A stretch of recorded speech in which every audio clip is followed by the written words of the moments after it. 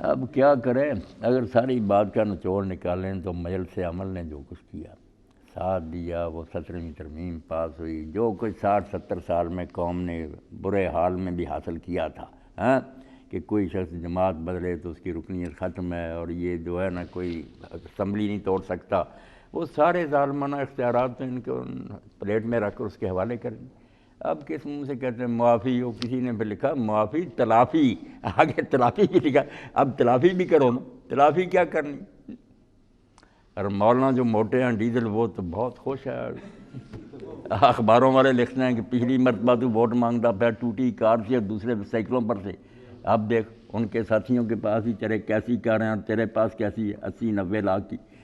لوٹ لیا ملک، میل بنا رہا۔ ہاں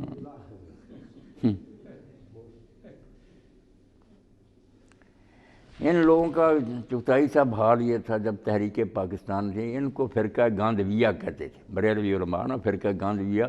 یہاں تک ان دیوبندی مولویوں نے کہہ دیا تھا جو گاندھی کے ساتھ تھے کہ اگر نبوت جاری ہوتی تو مہاتما گاندھی نبی ہوتا،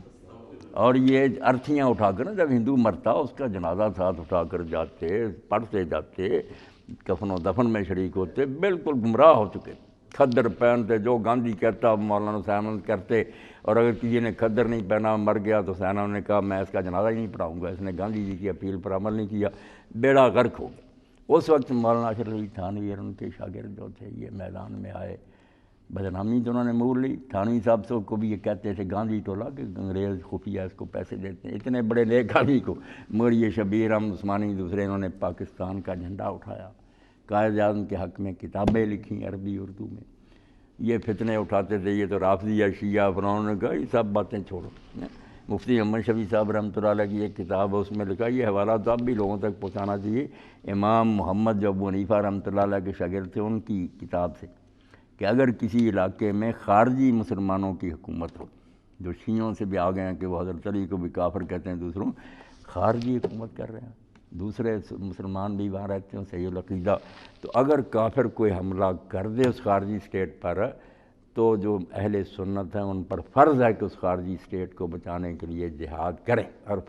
کہتے ہیں وجہ یہ کہ خالص کافر آ جائیں گے تو پھر ٹھیک ہے، سرے سے نام نہیں رہے گا نہ اہل سنت کا، تو یہ کلمہ تو پڑھتے ہیں، نمازیں پڑھتے ہیں، رسول کا نام لیتے ہیں،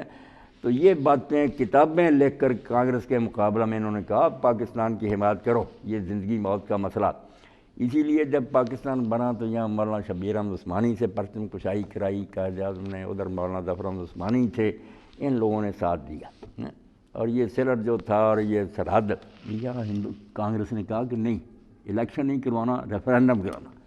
انہیں امید تھی کہ جو ان کے دیوبندیوں کے بڑے مدرسے ہیں لوگ ہمارا ساتھ دیں گے۔ اس وقت بھی مولانا شبیر احمد عثمانی اور یہ پیر مانکی شریف ان کے بھی بڑے مرید تھے، ان کا بھی بڑا کارنامہ، یہ سرحد میں گئے لوگوں کو انہوں نے کہا بیٹا دھوکہ نہ کھانا، یہ مولویوں کی شکلیں نہ دیکھو، پاکستان کے حق میں ووٹ دینا۔ تو یہ سرحدی گاندھی جو ہیں